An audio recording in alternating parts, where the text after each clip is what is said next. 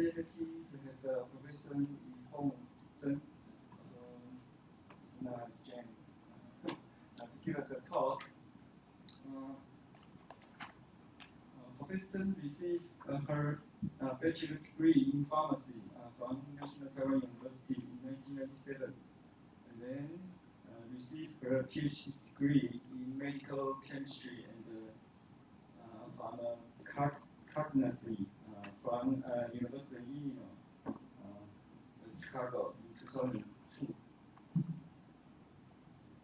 And then after that, he worked as I think he's principal molecular modeling software developer at the CAM21 group, and also worked as a postdoc at the National Institute of Health in USA from 2004 and 2006.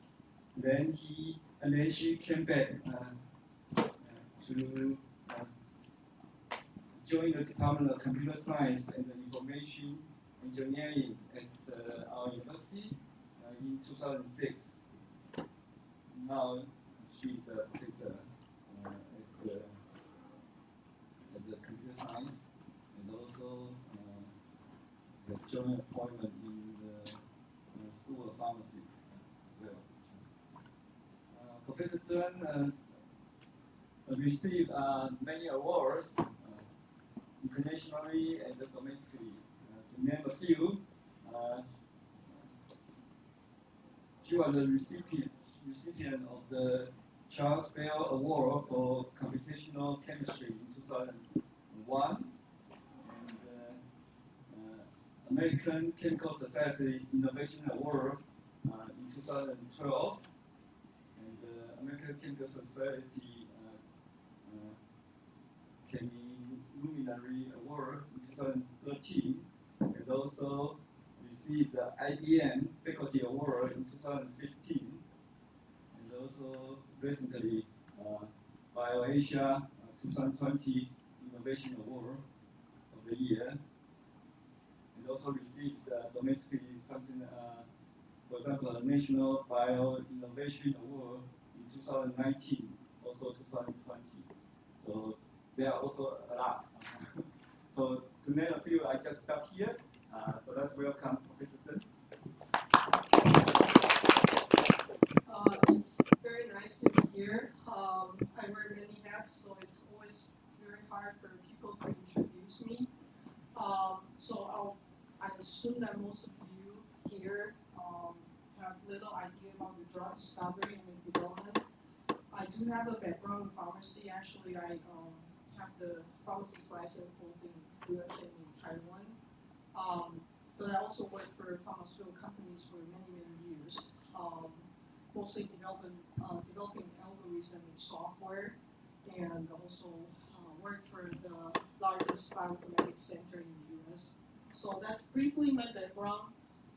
Today I'll talk about the quantum computing for the drug discovery, and just so that we can be connected, I'll briefly talk about what can computer do in drug development. Many of you probably have no idea that pharmaceutical company has been using the computer to accelerate the whole discovery development process for a very long time.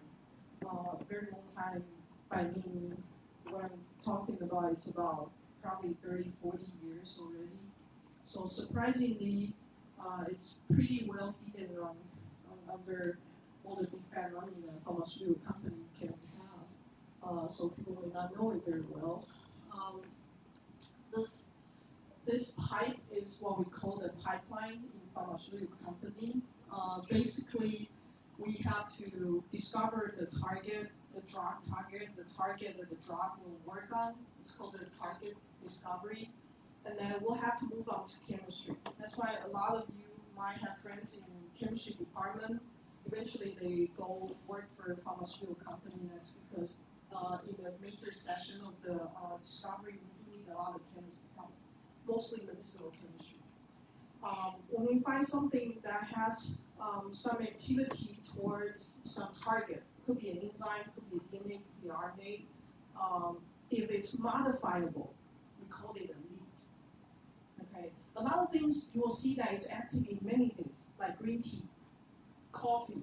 So you have the newspaper saying that, hey, drink more coffee, or help you to lose the weight, control your blood sugar, and blah blah blah. But those cannot be the lead series in the pharmaceutical world. That can never become a drug. To be a drug, a chemical compound must have certain properties. So to be a lead is something. Once we discover the lead, the chemical compound that may be eligible to move on to the next step, the thing we need to do is to do optimization. We want to make sure that it's a really, really active compound. The importance of having a really active compound is that so that you can use very minimum amount of drug into human. So you're actually at the same time minimizing the potential side effect, toxicity. Okay, so that's what the lead optimization is doing for the drug world. The next step, for a lead compound to be able to move as a candidate, it has to look like a drug. Okay, a chemical compound will never look like a drug if you don't have the drug property. So how do you ensure a chemical compound to have a drug property? You have to make sure the chemical compound has enough absorption. So when you take this, your body will actually absorb it. Okay, so you'll detect certain amount of concentration in your blood. Okay, and you have to make sure the distribution is correct. Okay, it will travel along your body, the vessels, to your brain, to everywhere, to your liver, to your kidney. So that's the D part. The M is for metabolism. We don't want the drug to be in your body forever. That would be very scary. Okay, so at a certain time, it has to be metabolized and eliminated. That's the M and the E. And at the same time, while your body does everything for you with that drug, you have to ensure there's no toxicity. Okay, toxicity can be very mild, like having skin rash, the reddish thing on your skin, or have like super toxicity that will cause death. Okay, so the toxicity part is also very important. So for a chemical compound to be eligible to move into the human trial, the clinical trial part, so you have to move on to the lead discovery, lead optimization, and ADMET, and eventually to the clinical trial, which is testing of the human. So here I use a giant square to rectangle to circle the part where pharmaceutical world is actually using a computer to help them to speed up every process. That's where it is. So from the target discovery, lead optimization, discovery, and ADMET, it's very widely used in the pharmaceutical world. So what computer can do for you is to save the time and money. For a drug, for a compound to be discovered from the target discovery to eventually become a drug on the market, it could be very short. Like for the past year, everyone's developing the vaccine. So very shortly, it's like magical. It's within a year when you have the vaccine and everybody's taking it.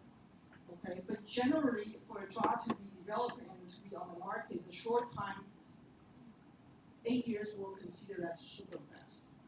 Okay, and very commonly for a lot of very difficult disease, 40 years is very common. So think about this. You went to the graduate school and you graduate from the graduate school, you're a PhD already. At that time, you're probably in your 30, 31.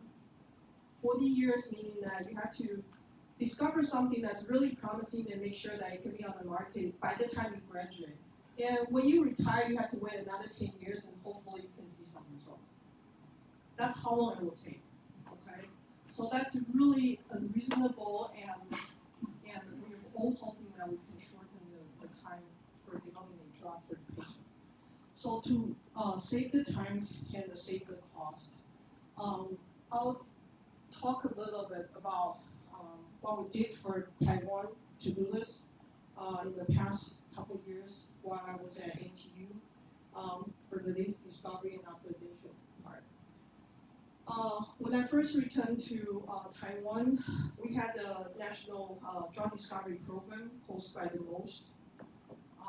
the problem at that time is our government has put in 10 years, 15 years, sponsor a lot of funding monies and try to, turn Taiwan into a biotech island.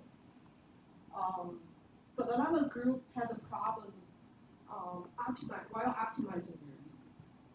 So they are facing two simple things.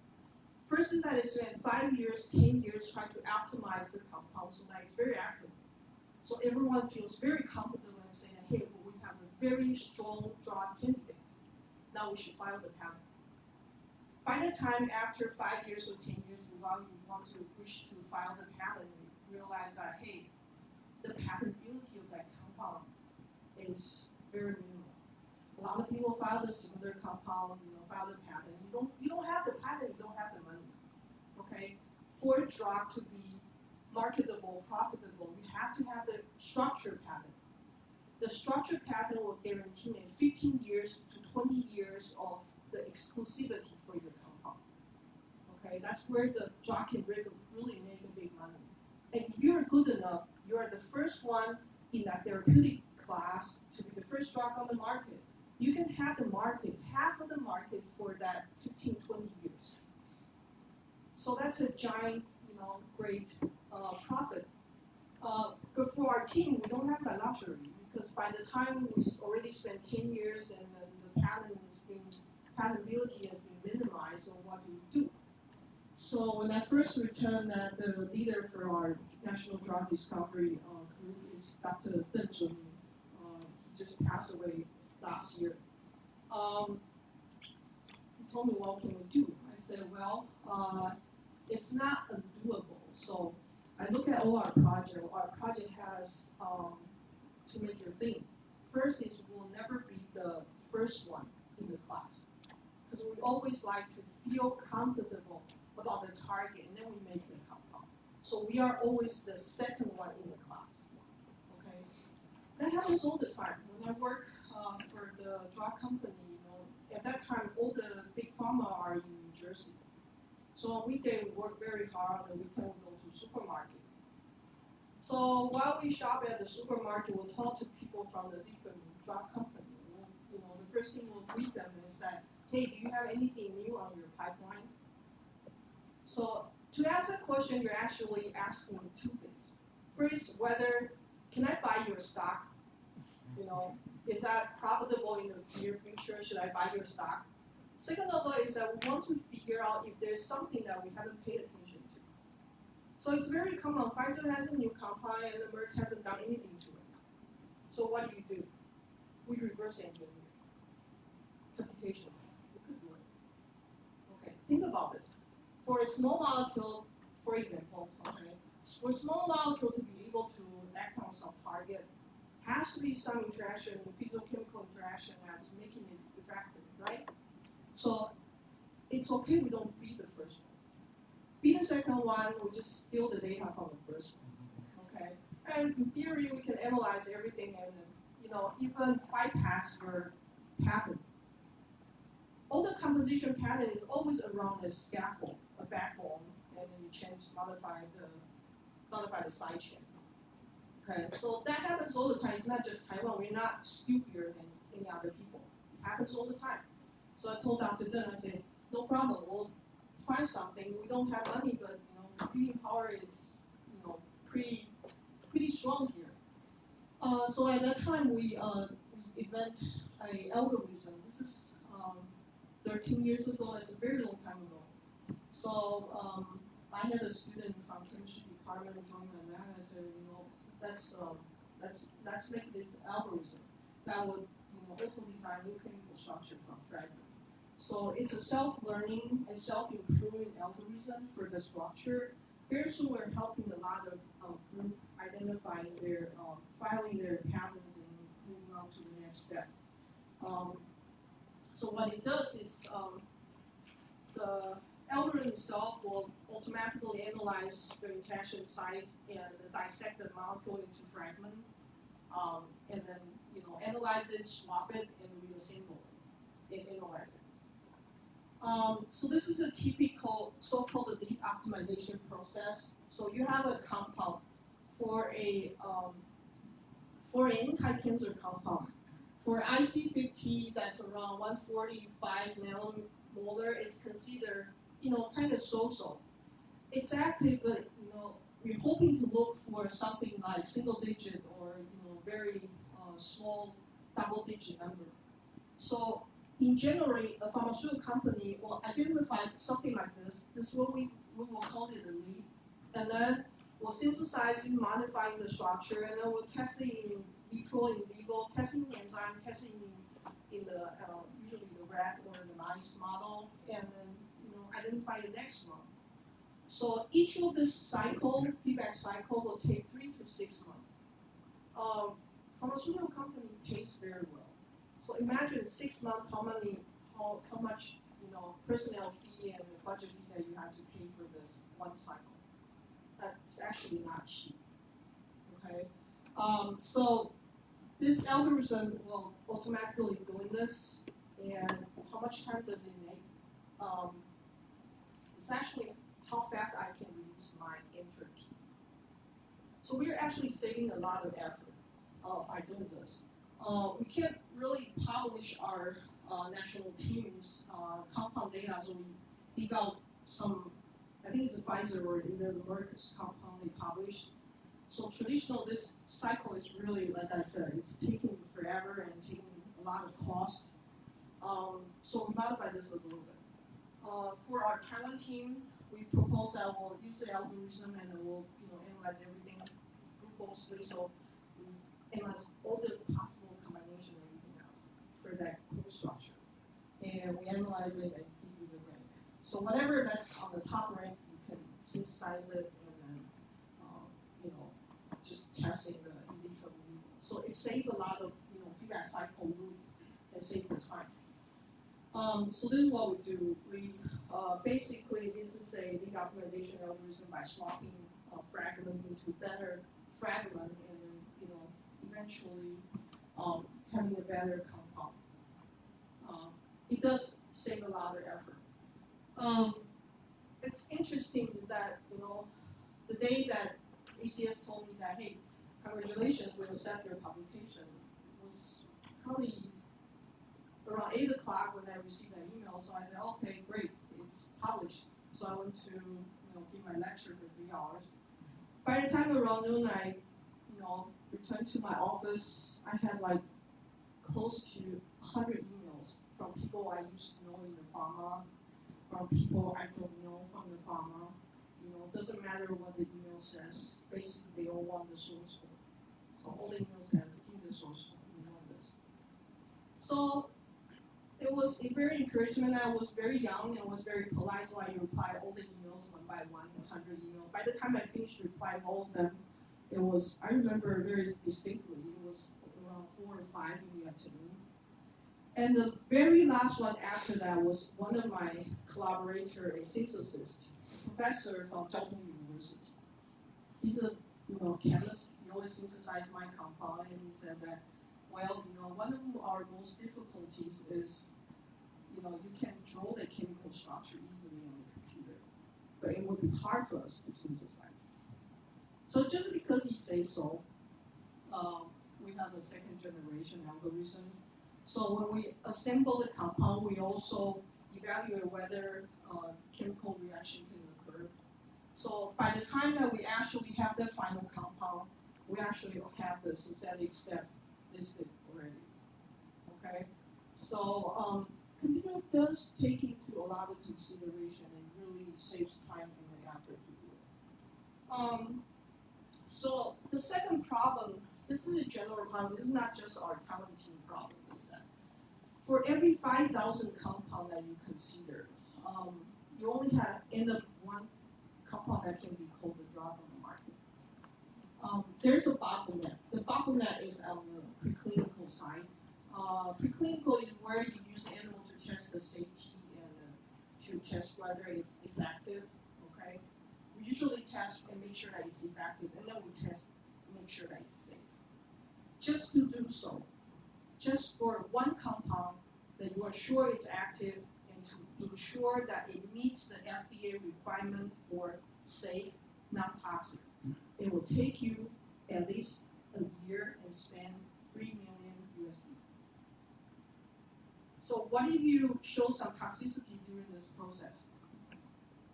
Well, then go back to your lead discovery and the whole process and restart again. So very early on, FDA has a white paper published back in 2004 saying that at the bottleneck, as long as you have 10% improvement, it will lead to 100 million savings per drug.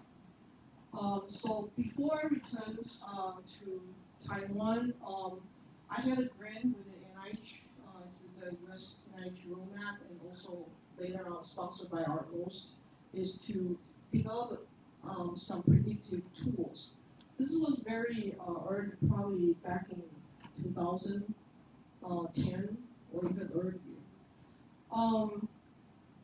In year 2000, around that time, when I worked for the company, we had a very interesting request from not just pharmaceutical company, but also cosmetic company.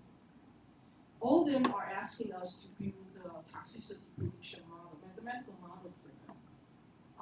Eventually we realized in Europe, there are a lot of the environmental and animal protection group requesting the regulatory agencies to abandon the animal testing use to test for safety.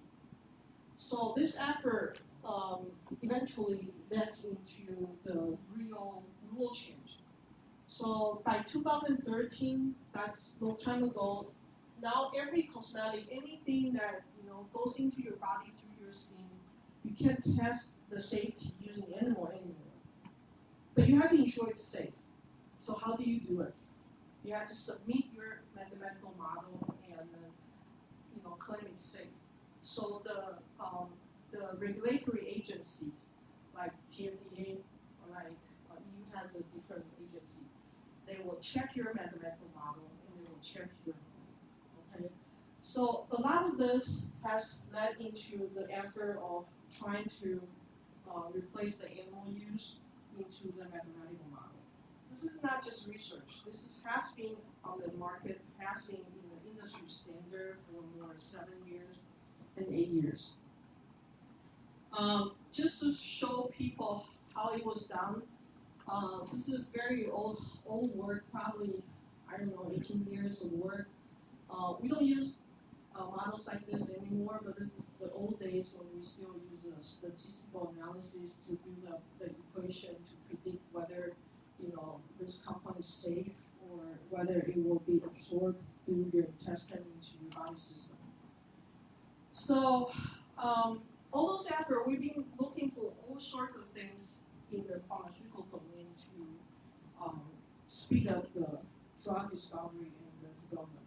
So when the NTU wished to develop a collaboration with IBM, that's the first time I met Professor Guan on the way to New York. So we were there to talk to the IBM.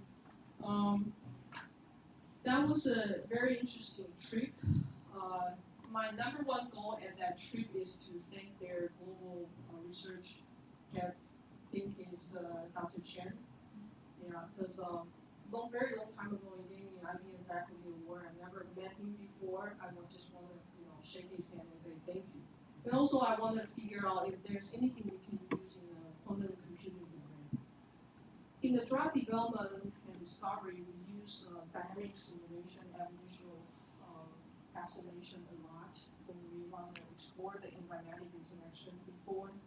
It's very CPU intense, and we've been looking for a lot of algorithms to use. And also, there are a lot of drawbacks on that. I'm from the CS department. It's much easier to teach a CS student to change the algorithm than teach them quantum chemistry. It's really, really hard. Trust me. So I was thinking if there's anything we can use in the quantum computing domain, I'll jump into it and see if there's any hope in it. So there are two obvious benefits using the quantum computing. One is the exponential speed up. Those are probably very good on the quantum simulation domain for a large quantum systems. So those are the enzymes, especially like metabolism enzyme.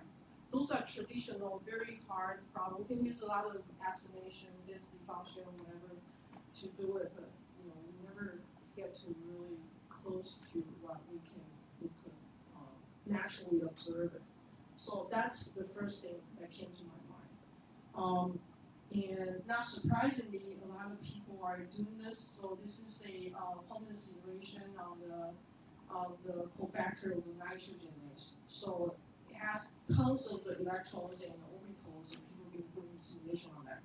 So I think this is one way that quantum computing, I'm not familiar with all the professors here doing the computing, but I think this is one of the great application domain that you can jump into, because traditionally we really can't do much.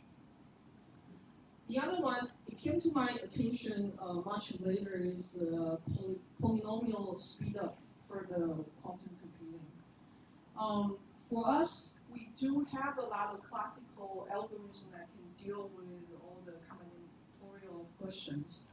We have a lot of shortcut we can use. We have a lot of graph theory, memory theory we can use. So I was curious to see what we can apply to our problem. So this is 2018 in PNS. Someone used the sequence and tried to identify the binding site. Waiting for a structure, protein structure, or DNA complex with proteins to be resolved with the crystallography method is probably the most boring waiting in our life. So we've been trying everything that we can do, try to directly get the structure information from the sequence. It's much easier to get all the sequence data. Any lab can do it, and in fact, the nanopore sequencer we have, the size is just like this, so we can do it anywhere. We don't have to wait for the machine. We don't have to wait for the crystal to be formed. So this is one of the applications we saw. We got really excited, and then we saw some people using the quantum annealing to process this transfactor binding motif. Although this question is kind of minimized, and the algorithm just perform kind of competitive performance. It's not better, it's only competitive to classical approaches. But we were very excited with that because we understand the current hardware problem for the quantum computing. And in theory, in the old days, we all have to wait for the 3D crystallography to determine the structure for us. So we wait for that. The most important thing from the crystal structure is that we can understand the real shape of the molecule. This shape will determine a lot of things, determine how soluble it is, determine how it will interact with others. And we can, just with the structure, we can even know whether someone take this drug will be dead or not. So we need, this is something that we always need. That's a COVID-19 structure. So we don't need all the shape. So when we do the molecular dynamic simulation and we show, what we actually need is the low energy conformation of the protein. So this is one of the examples we saw on the publication. They try to find the low energy conformation of the Bellus protein model by quantum annealing. So it's only on the 6 amino acid sequence, and it's very small. It's not practical at all. No one would use a 6 amino acid as a drug or anything, but this is one of the start. We start to see the potential of this. So back to our the polynomial speed up. So the easiest one that we can find is the Grover's method. Grover's algorithm will, it's very powerful to search unstructured database. So in theory, it's much faster. So back to our drug. About 7-8 years ago, a lot of our attention switched to the hardest drug to make. So the hardest drug to make, in my mind, is psychiatric drug for mental disorder. It's very hard for 2 reasons. First, mental disorder is hard to understand. Second of all, how do you find the animal model for this? Right. So one day, unfortunately, I walked into a professor's office. She was my teacher back when I was a student here. I said, "Hey, Professor Fu, would you like to go for lunch?" And she said, "Wait a second, I have a phone call to answer." So that's from our hospital psychiatric department, our Tseng. And so at the end, she said, "Hey, they want someone to make drug for them." I said, "But what do they have? They have no compound, they have no animal model, what do they have? They have patients." Okay, that's probably the most useless thing to have to begin with. But I was a very good student. It's hard to say no to my teacher, so I told her, okay, I'll check into it. Eventually, we assembled a team full of 6 professors, and then we dived into it. And one of the things that caught our attention is this. Proton pump inhibitor is probably one of the blockbuster that ever happened in history. So this is to suppress the stomach acid. So in the old days, our parents would go to the United States and buy a lot of drug and bring it back to Taiwan in London. It's super effective, and it's really good, and then it's used everywhere.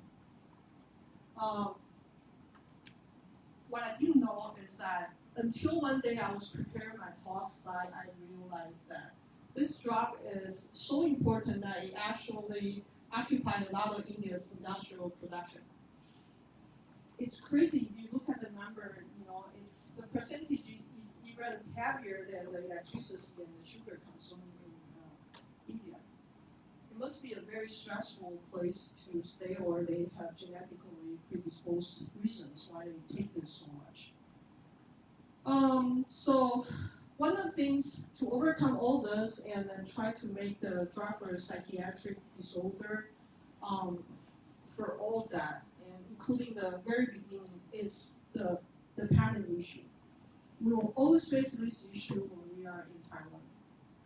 So this is a general patent structure. So you have a core structure like that, right here, and it will tell you that, oh, you can substitute here, here, here, and then it will tell you which variation you want to make. Okay, it's very common, and this is even this is a real patent. I just cut it off from some patent claim. So you can, as a patent lawyer, your job is try to squeeze in as many citations as possible and not infringe other people's patent, but protect your patent. It's like you're putting flags around your landscape and claim that it's all yours. So they'll use this, something like this, we'll call it a Marcuse structure. And then, Marcuse structure is very widely used everywhere throughout the years. So back to this issue. This is one of the kind of second generation proton pump inhibitor. It's called benzoprazole. So I asked my student to cut the patent here, and then try to calculate the number of the compound that's included in that patent. So this is a number here. Okay, that's a lot of number. Okay.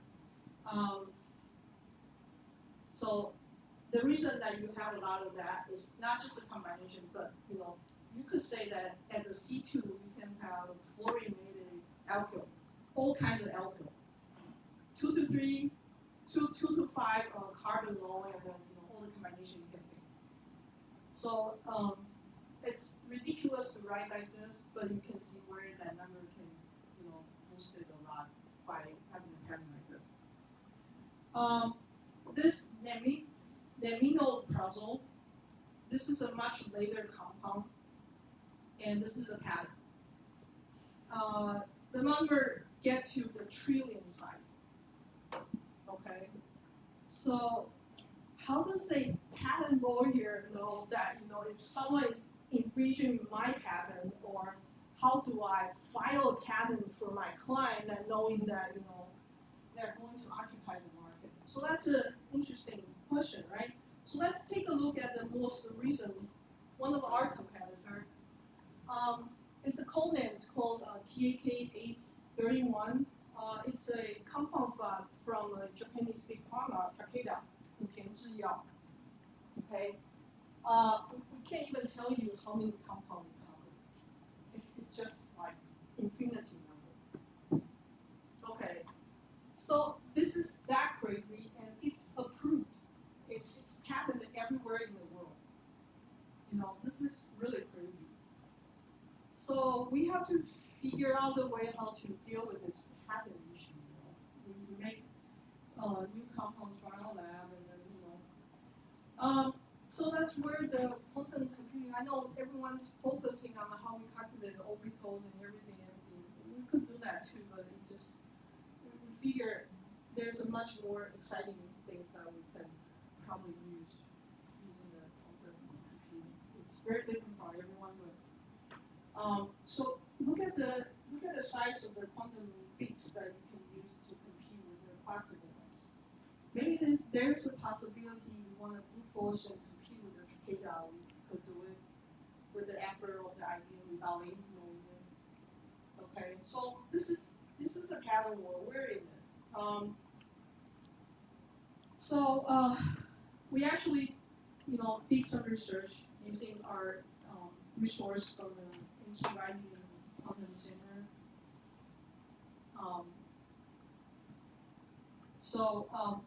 We took a compound that's not an infinity number, but still big enough, as an example. So basically, this is what we are focusing at, the pharmaceutical patent search problem. The claim does contain a lot of compounds, and we think that it might help. So we use a classical inverse algorithm with the cubic, and we do have listed the common structure, and we try to minimize the number of the side chain just so that we can demo it, and also to test whether anything else affecting the performance. So this is our quantum circuit with our data qubits, and we do run on the simulation and on a real qubit. This is what we do. So we have pattern 1 and pattern 2, and then we list all the side chain that we compare, and this is what we get. And this is the experiment with the 6 qubits. Okay, so 4 qubits doing real computing, and the other 2 dealing with the mapping. And then we do some error analysis. You can tell from all the errors that we get, this is really not anywhere close to practical use yet. But the depolarization error is probably the one that's drawing our attention if we ever try to fix this thing.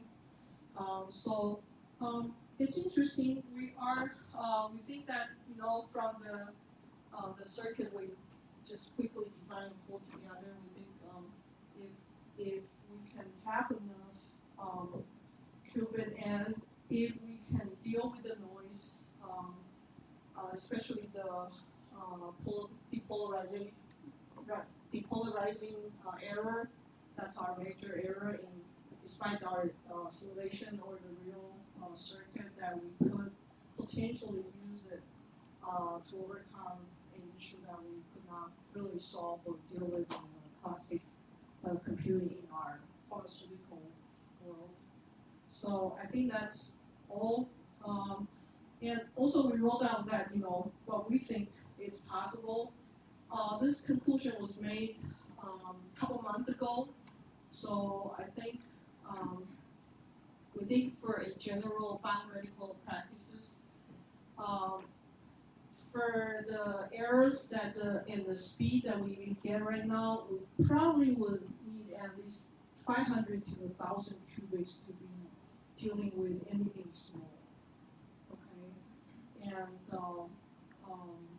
the error is something that's worth of working at right now, because that 2 to 5% of probabilities of errors will quickly accumulate up and kill the whole process. So that's what we did and what we used and where we came from. I think that's all I have for today. We have a big group. I don't have their recent photos, so this is from about 2 years ago, and the 2 PhD students who's working on these issues are here, Pei Huang and Yufeng. So thank you very much for your attention. Thank you.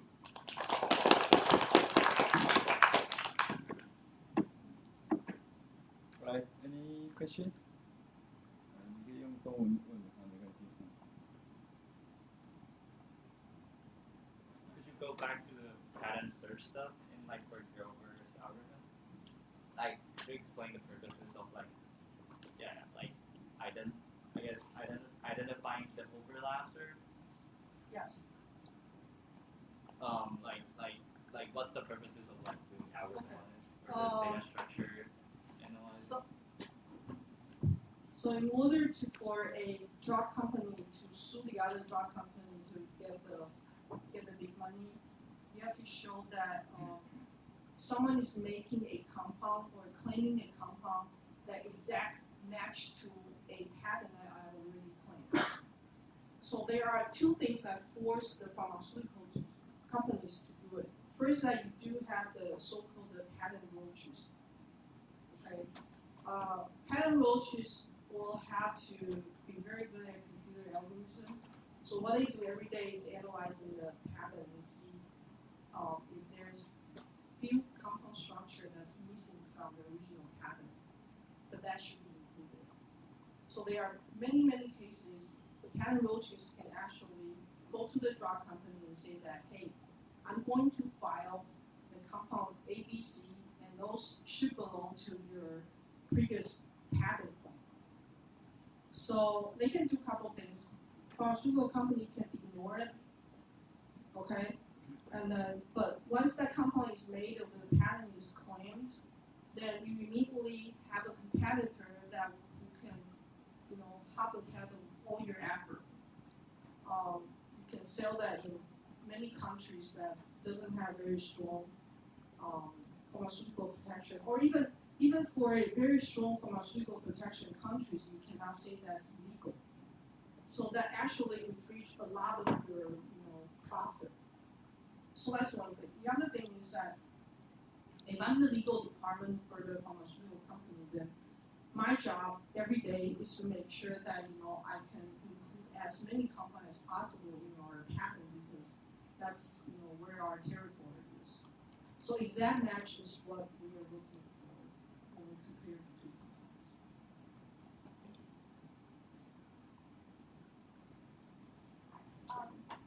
Could you briefly explain how you use Google search to find a possible compound?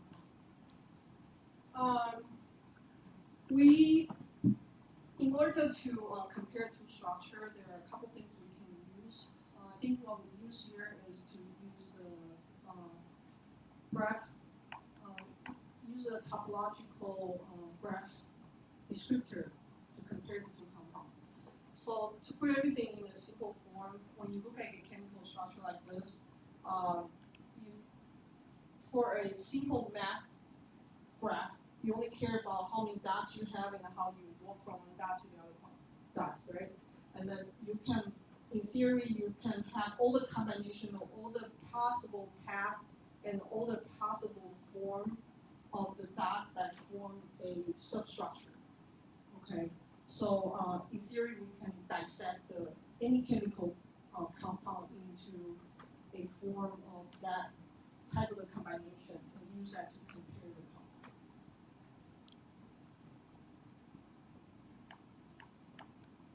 Any other?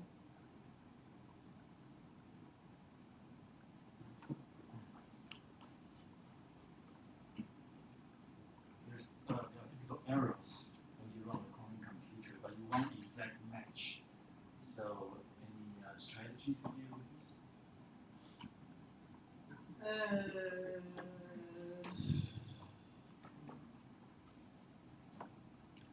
Well, first of all, there's no way we can avoid the exact match because that's what people are looking for. So the errors, we try different combination and try to see if we can minimize the depth of the circuit, and that seems to affect the most. So we're still trying a couple of other strategies, but for now, that seems to be the most common structure that we are using.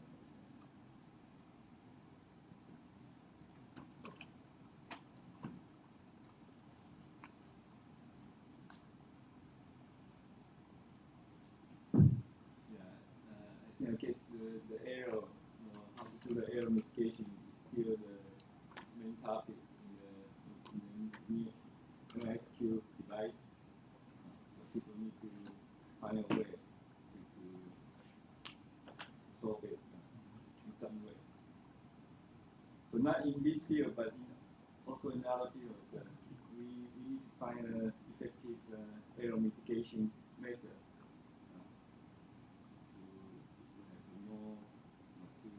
To get a sensible result from a noisy device. Okay, any other question?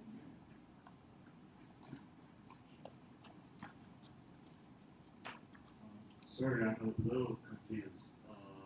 So your goal is to generate as many compounds as possible while not infringing any patent disputes. For a chemical, for a drug patent, that's the goal. Yeah, so you're trying to generate as many compounds as possible and claim the patent. Ultimately, yes. So this is to check whether your compounds generator violates some other patent. Right. Is it? So there isn't a complete way to generate as many compounds as possible. Because Right now there's no. Right now there's no brute force way of doing this. Right now, what people generally do as a patent lawyer, they go from the backbone. So check backbone first. If backbone is similar, then you have to pay attention. If backbone is very different, then you're a lesser chance. So a lot of it depends on your experience. So you would be surprised that all those patents were generated and being examined. So there are a lot of holes.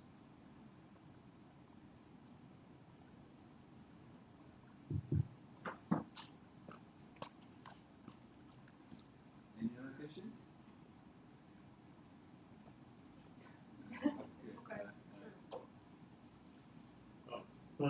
But even if you can generate so many compounds, like even if you have the patent, what's the next step? Like not it could be like all of them are like not effective drugs. Oh, so for a pharmaceutical patent to be claimed, what they will do is that you have to submit enough evidence that you can actually synthesize them. Okay, so you have to synthesize certain amount.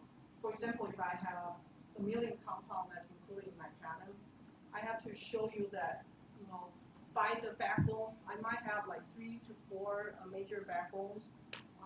For each backbone, I have to show you a couple compounds that actually synthesize their synthetic step, the spectrum that they actually do synthesize, and you have to show their in vitro data, in vivo data. Okay, so that's the general practice. So you can't just virtually synthesize a lot of compounds and say that, hey, I want to be the one that claim every single compound you can think of in the world. You can't do that. You have to show that you can actually synthesize it, and it's really effective on the disease that you target.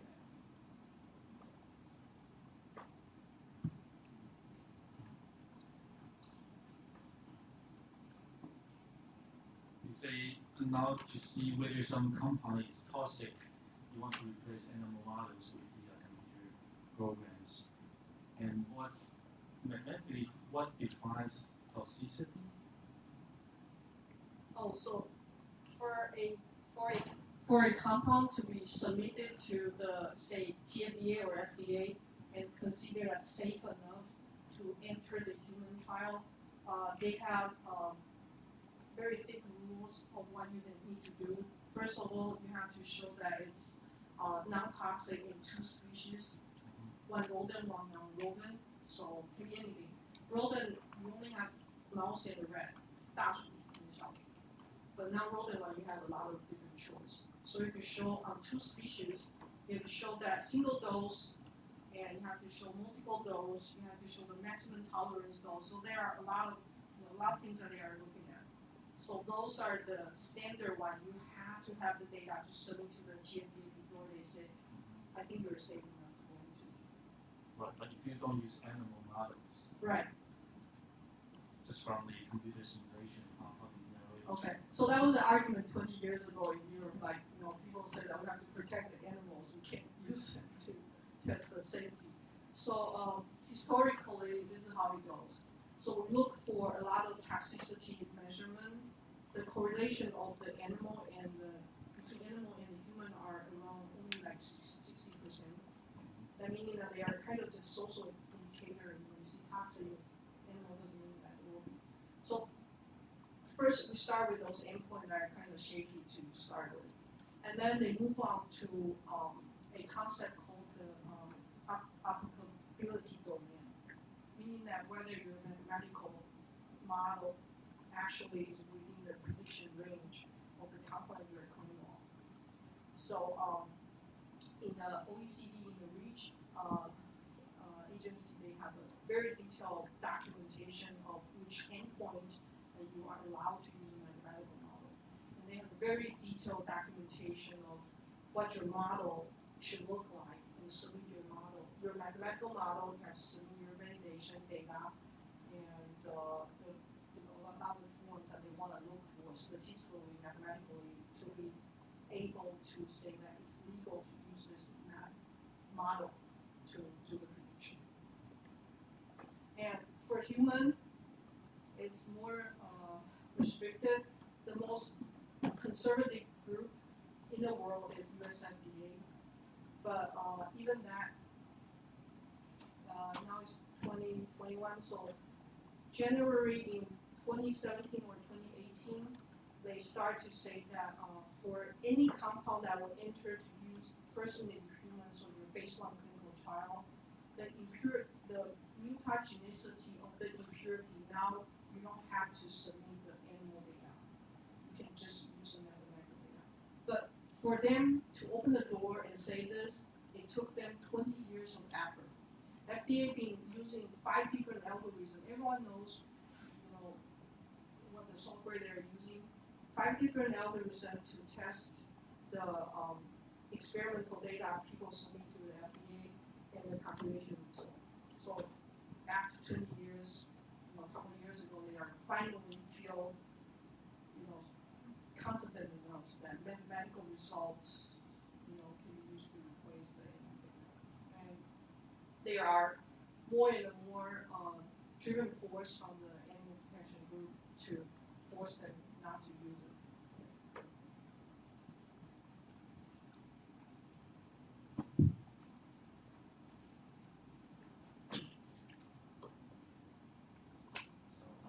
I know there's one company working on drug discovery using quantum computing techniques.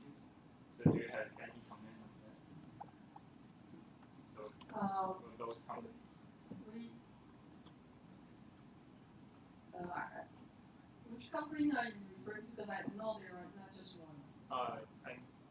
The one I know is 1QB. Oh, 1Q. Okay. I think. Other companies. Quantum computing and drug discovery sounds like buzzword together, so it'll probably be easy to raise money. But the reality, I think it's still quite far from practical use. We would love to see the improvement, but I remember a long time ago when I first returned to our CS department, and I heard 2 professors arguing with each other, one from WE side, one from our CS side. So the WE professor were saying that, see how good they are, they improve the performance of the chip by a couple percentile and all that stuff. And the other CS professor was saying that, Yeah, I know you're good, but the best part of being CS professor is that I don't have to do anything. My computing performance is increasing every day because you're increasing the hardware performance every day. So if the hardware part in the quantum computing can be greatly improved, I'm sure that it will catch up really soon.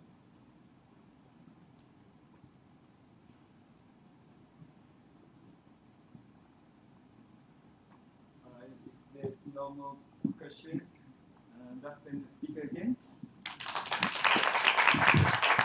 And we also we have tea time here, so please join us for tea. So then you have more questions you can talk to our speaker.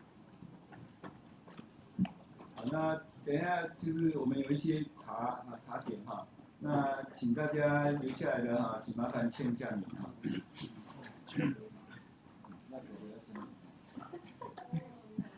先签名再走。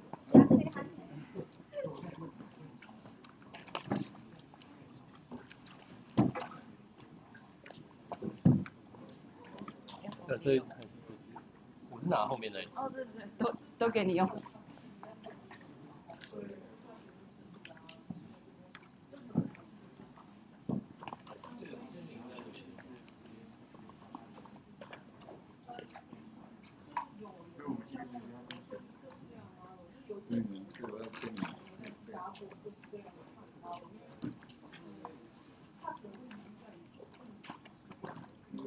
签名的单子要给他们签完了。单子在那边。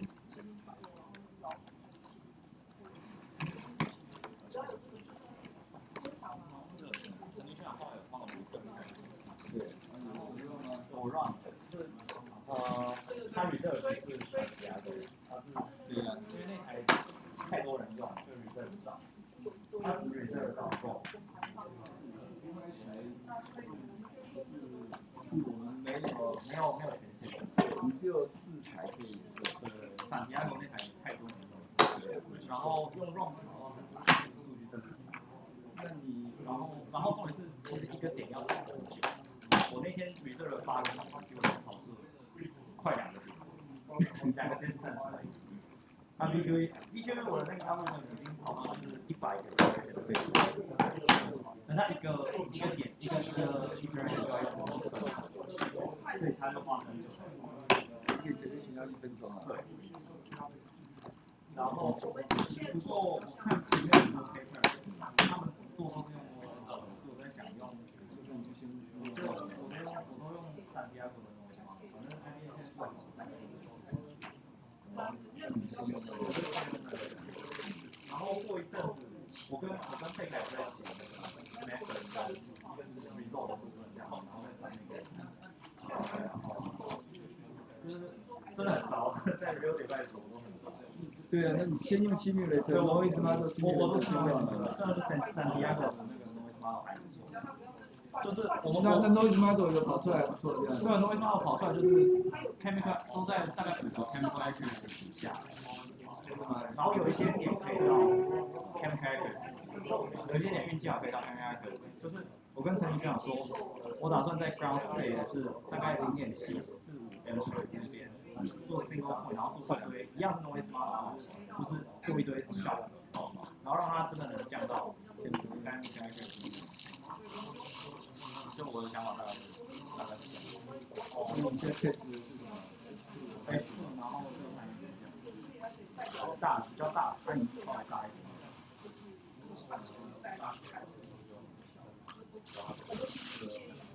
它会切换到生长的几个细胞。那你现在是在找事情的。那你未来是打算怎样？我也其实就是现在我找的工作就是理解为是，那但是因为算是找的，我最近有对比法，但是还不是很确定哪一个那只是刚好看到这个机会，那就是说有机会的话，没有机会就算了，然后那机会，这个就像你说的嘛，你已经毕业一阵子了，是。那有没有机会，这我也不敢讲，因为我们这计划就是一样，postdoc就是要做这个。科技部学的话，那就是说，你如果有兴趣，我们当然可以送你的贴图去看看。啊，那可是这个会不会准，那就不一定。所谓不一定，就是说，因为就像你说的，你已经是他们有这个政策。对，不过这也很难讲，因为这个是新的领域，对啊，所以不过就像你说的，应该是找业界的教主为主，因为这个东西你如果再靠进来，要跟你磨上好几年。我是现在是这样的，就是说，我有一个做法，就是说，我最近那几天安排一些发表，我会试着去找一些比较偏远的，我搞没有。对，我有看。那我不是抱着希望说要靠回来上，就是说